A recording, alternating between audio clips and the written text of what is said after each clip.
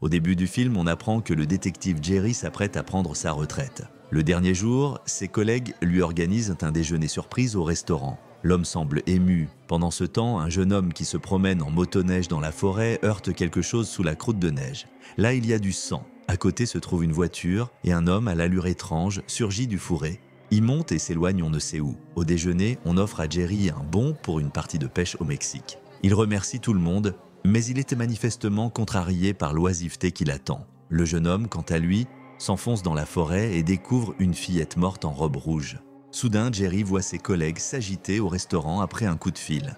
Ils lui parlent du crime, en lui rappelant qu'il est déjà à la retraite. Jerry répond que la journée de travail n'est pas finie, il reste encore 6 heures, il arrive sur les lieux. La fillette d'environ 8 ans a été retrouvée sans vie, avec des signes de violence et des indices laissent penser à une agression. Jerry propose de relever les empreintes sur les boutons des vêtements de l'enfant. Les policiers n'ont pas la force d'annoncer la tragédie aux parents de Ginny. Des fermiers du coin, c'est Jerry qui est contraint de s'en charger. La mère raconte que ce jour-là, sa fille devait être en ville chez sa grand-mère, comme d'habitude pour sa leçon de musique. De là, la fillette rentrait toujours seule à la ferme. Le détective conseille aux parents de ne pas voir l'enfant pour l'instant, car même pour des criminalistes aguerris, c'est insoutenable. Pour les funérailles, on grimèrera la fillette de sorte qu'on croira qu'elle dort simplement. Il promet de retrouver le salaud. La mère l'oblige à le jurer sur le salut de son âme, sur une croix en paille que Ginny avait fabriquée. Les policiers arrêtent le propriétaire de la voiture que le garçon a vue. C'est un Indien déjà condamné pour le viol d'une jeune femme. Vol, substances interdites, le casier de Toby est chargé. En plus, il souffre de troubles psychiques. L'homme affirme qu'il posait des pièges à Castor. Et l'enquêteur Stan lui suggère qu'il a abusé de la fillette. On annonce à Jerry que l'on a trouvé des emballages de bonbons dans la voiture de l'Indien et qu'il y avait du chocolat dans l'estomac de l'enfant. On emmène l'Indien, mais il arrache le pistolet d'un escorteur et se tue. Au matin, Jerry se prépare à s'envoler pour pêcher au Mexique. À l'aéroport, il regarde aux infos un sujet sur l'enquête. Et il reste, l'homme se rend en ville chez la grand-mère de la fillette. La dame raconte que ce jour-là, sa petite fille n'est pas venue chez elle et qu'elle n'était pas à l'école non plus. Elle dit que d'habitude, elle se travaillait le piano, puis la petite allait acheter des friandises et elle lisait des livres. Ensuite, la copine de la fillette dit à Jerry que Ginny était amie avec un géant, qu'il s'appelait le magicien, et qu'il lui offrait des porc-épics. La fillette l'a même dessiné. Le détective retraité propose à Stan de relancer l'enquête car il sent que quelque chose cloche. Mais l'autre balaie l'idée d'un revers de main. Jerry demande alors au moins d'avoir les informations sur des affaires similaires sur 10 ans. L'ex-collègue se montre conciliant. On retrouve des données cibles sur 2 fillettes proches de Ginny par l'apparence et l'âge. Jerry va voir le détective qui s'était occupé du premier cas. La manière de faire se ressemble et la couleur de la robe de la victime est aussi le rouge. Rien de tel ne s'était reproduit dans la région. On a donc pensé à un meurtrier de passage. L'Indien ne pouvait pas être l'auteur puisqu'il était en prison. Dans le deuxième cas, la fillette est portée disparue depuis 3 ans. L'ancien flic se rend à la maison de retraite où travaille son père. Celui-ci est anéanti et ne donne aucune piste. Jerry revient et montre à ses anciens collègues le dessin de Ginny avec le géant. Il souligne qu'il est blanc, pas indien, et que sa voiture est différente, noire. Mais les flics ne veulent pas rouvrir l'affaire. Cependant, Jerry n'abandonne pas. Il s'installe dans un camp de vacances, non loin des lieux des meurtres. Un jour, il passe à une boutique épicerie avec station-service au bord de la route et propose au propriétaire de lui racheter le tout, mais celui-ci refuse. La gérante du camp de vacances apprend qu'il est policier. Elle dit que dans ce métier, il n'y a pas d'anciens. Elle l'informe que le propriétaire de la station a appelé et voulait lui parler. Celui-ci lui vend son affaire et la maison voisine, puis part en Arizona avec sa petite fille. Jerry prend ses marques dans sa nouvelle activité et installe ses affaires. Une forte pluie démarre, il ferme la station et court au café, faire connaissance avec les habitants du coin. La serveuse Laurie est déjà au courant qu'il est un ancien flic. L'homme boit un coup, joue seul aux fléchettes. Personne ne lui adresse la parole. Au matin, de bonne humeur, Jerry sert un client et soudain, il voit un SUV noir à la pompe. Il fait le plein de la voiture tout en observant du coin de l'œil le conducteur. C'est un vieux monsieur inoffensif, mais l'ancien flic, par précaution, mémorise sa plaque. Jerry essaye de se détourner de la mort de Ginny, mais lui reviennent à l'esprit des lignes d'un livre, cité par la grand-mère. Quand une fillette meurt, un ange descend du ciel vers elle et la serre dans ses bras, puis déploie ses ailes et la porte en passant près des endroits qu'elle aimait fréquenter.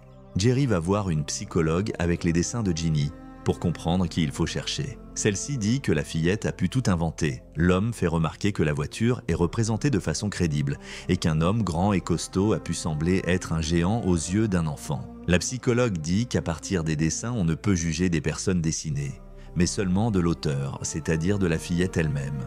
Par exemple, les porc-épics sont des cadeaux qu'elle accepte, ce qui veut dire qu'elle fait confiance à l'homme. Elle note aussi que les intervalles entre les meurtres d'enfants se raccourcissent et qu'une nouvelle victime est possible dans les mois qui viennent. La psychologue se met soudain à interroger Jerry lui-même. Depuis quand il est à la retraite, s'il a toujours beaucoup fumé, s'il garde une activité sexuelle, et s'il transpire, et s'il entend des voix. L'homme dissimule son état. Le matin, il se rend au café. La serveuse est débordée.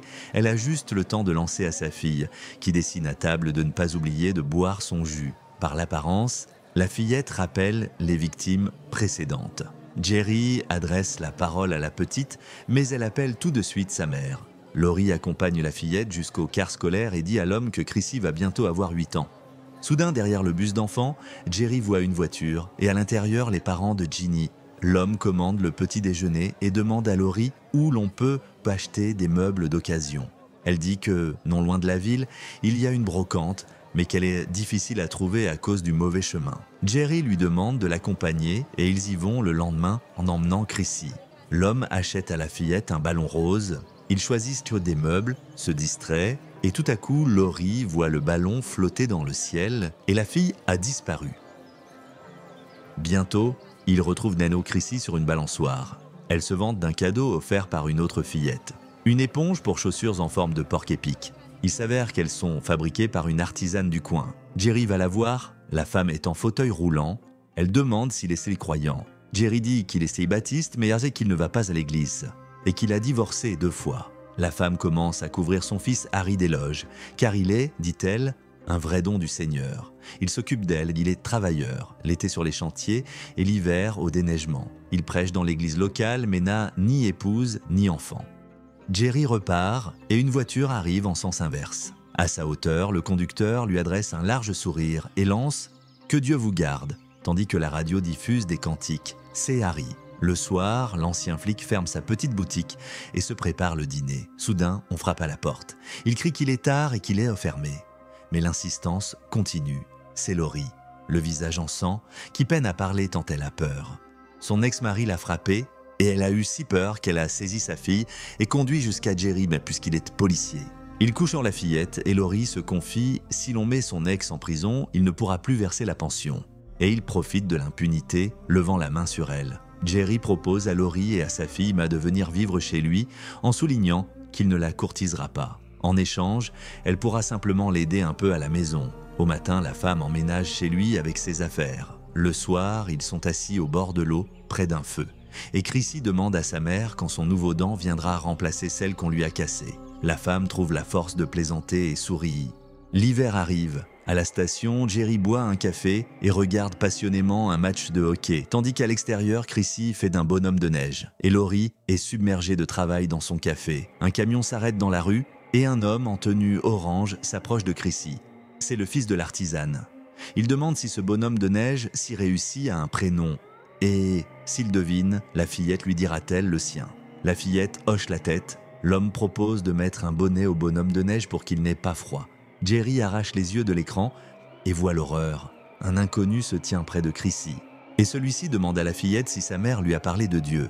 Jerry décide de les surveiller. 1 minute plus tard, le conducteur du camion repart. L'ancien flic reprend son travail, fait le plein des voitures et mémorise les plaques des Noirs.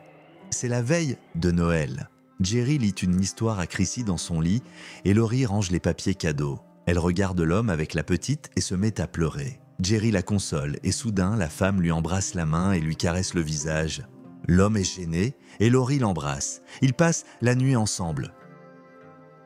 Au printemps, Jerry monte pour Chrissy une balançoire près de la route. Laurie lui demande pourquoi pas derrière la maison. Il répond que de cette façon, on pourra toujours surveiller la fillette depuis la boutique. Laurie travaille désormais elle aussi là-bas. Ils vont à la foire et achètent à Chrissy une robe rouge. Soudain, Jerry aperçoit le jeune gars qui avait trouvé Ginny dans la forêt. Le matin, il fait comme d'habitude le plein des voitures, tout en gardant un œil sur Chrissy.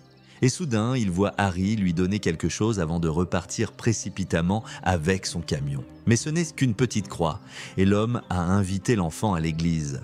Un jour, Jerry rentre avec sa pêche et apprend que Laurie a laissé sa fille aller à une fête d'enfants à l'église. L'homme ne veut pas effrayer la femme, mais il prend discrètement son pistolet et fonce au temple. Il y fait irruption, prêt à abattre le maniaque, et il n'y a qu'un office. Quelque temps après, Chrissy lui raconte qu'elle a vu le magicien. Mais celui-ci lui a demandé de ne pas en parler aux parents. Il lui a donné des bonbons et lui apportera demain encore sur la clairière de pique-nique, ainsi que des porcs-épics. Jerry l'autorise à y aller, mais lui demande de garder ça secret. Et le lendemain, d'anciens collègues de Jerry et une unité spéciale observent la fillette dans la forêt. Vers la forêt se dirige une voiture noire avec un porte-clés en forme de porc-épic. Et, dans une boutique de cadeaux de la ville, une femme cherche des bonbons en forme de porc-épic que tel Oliver avait rangé ailleurs. Soudain, Jerry rompt l'affût, il a l'impression que quelque chose ne tourne pas rond. Stan répond qu'il en a assez et qu'ils s'en vont.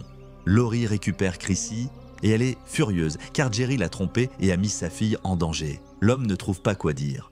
En chemin, ses collègues voient une voiture noire en flammes, détruite dans un accident. Plus tard, l'ancien flic est assis dans sa station-service abandonnée, boit et répète « Elle a dit qu'il viendrait ».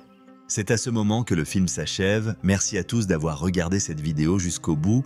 Mettez un like à cette vidéo, écrivez dans les commentaires ce que vous pensez de ce film et à très bientôt dans de nouvelles vidéos.